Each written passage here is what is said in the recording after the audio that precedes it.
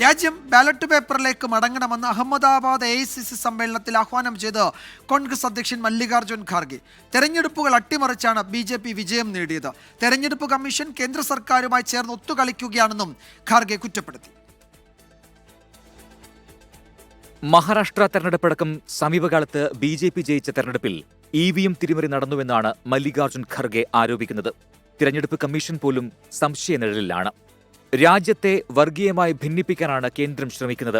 വഖഫ് ചർച്ച രാത്രി വൈകിയും നീട്ടിക്കൊണ്ടുപോയത് ഈ ധ്രുവീകരണം ലക്ഷ്യമിട്ടാണ്. പ്രതിപക്ഷ നേതാവിന് സഭയിൽ സംസാരിക്കാൻ പോലും അവസരം നൽകുന്നില്ല. സംസ്ഥാന സർക്കാരുകളുമായുള്ള ബന്ധം എന്നത്തെക്കാളും മോശം. കോൺഗ്രസ് സർക്കാരുകളെ പ്രത്യേകിച്ച് അവഗണിച്ചു. ഫണ്ട് നൽകുന്നില്ല. ഗവർണർമാരെ ആയുധമാക്കുന്നു. ബില്ലുകൾക്ക് മേൽ അടയിരിക്കുന്ന പരിപാടി ഇനി നടപ്പില്ല. ജാതി സെൻസസ് നടത്തണമെന്നും ഖർഗെ പറഞ്ഞു. DCCകളെ ശാക്തീകരിക്കാനുള്ള നീക്കവും ഖർഗെ പ്രഖ്യാപിച്ചു. സ്ഥാനാർത്ഥി നിർണയത്തിൽ DCC പ്രസിഡന്റുമാരുടെ പങ്കാളിത്തം ഉറപ്പാക്കും. ജയ്വിളി മാത്രമാവരുത് പാർട്ടി പ്രവർത്തനമെന്ന് പ്രവർത്തകരെയും ഖർഗെ ഓർമ്മിപ്പിച്ചു. പാർട്ടിക്കായി പണിയെടുക്കാൻ കഴിയാത്തവർ സ്വയം ഒഴിയണം.